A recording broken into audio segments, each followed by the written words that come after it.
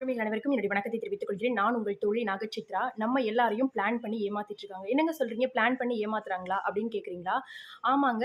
நம்மள வந்து என்ன சொல்லுவாங்கன்னா, ஸ்கூல் முடிச்சுட்டா அடுத்து நீ ஹேப்பியா இருக்கலாம் அப்படின்னு சொல்லுவாங்க. ஆனா ஸ்கூலுக்கு அப்புறம் காலேஜ் அப்படின்ற ஒரு பிரஷர் இருக்கும். சரி காலேஜ்ல வந்து நம்ம என்ஜாய் பண்ணலாம் அப்படின்னு நினைச்சிட்டு இருக்கும்போது, அங்க பிளேஸ்மென்ட் அப்படின்ற ஒரு விஷயம் இருக்கும். சரி ஓகே பிளேஸ்மென்ட் ஆயிட்டா அடுத்து நம்ம வந்து ஓகே நம்ம ஹேப்பியா இருக்கலாம் அப்படின்னு நினைச்சிட்டு இருக்கும்போது, அங்க வந்து ஹையர் பொசிஷன் போகணும். இல்லையா சேலரி இன்கிரீஸ் பண்றதுக்கான நெக்ஸ்ட் லெவல் நம்ம போணும் அப்படின்ற ஒரு பிரஷர் இருக்கும். சரி ஓகே.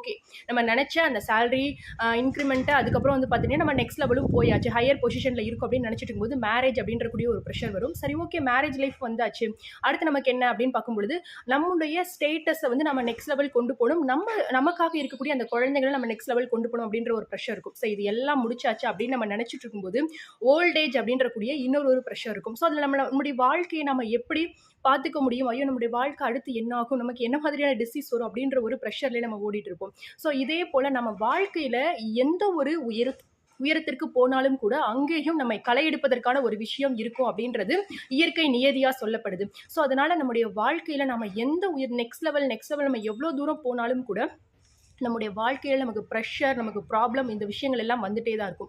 ஸோ அது எல்லாத்தையும் நாம எப்படி நம்முடைய பாசிட்டிவ் கண்ணோட்டத்துல நம்ம பார்க்குறோமோ, அத பொறுத்து தான் நம்ம அத வந்து கையாள்றதும், அதிலிருந்து வெளியில வர்றதும், அதை நமக்கு சாதகமாக மாற்றிக்கொள்வதும் இருக்கு அப்படின்னு சொல்லப்படுது. அதனால உங்களுடைய வாழ்க்கையில வரக்கூடிய எல்லா விஷயங்களையும் உங்களுக்கு சாதகமாக்கிக் கொள்வதற்கான முயற்சிகளை மேற்கொள்ளுங்கள். வாழ்க்கையிலே வெற்றி பெறுங்கள். நன்றி.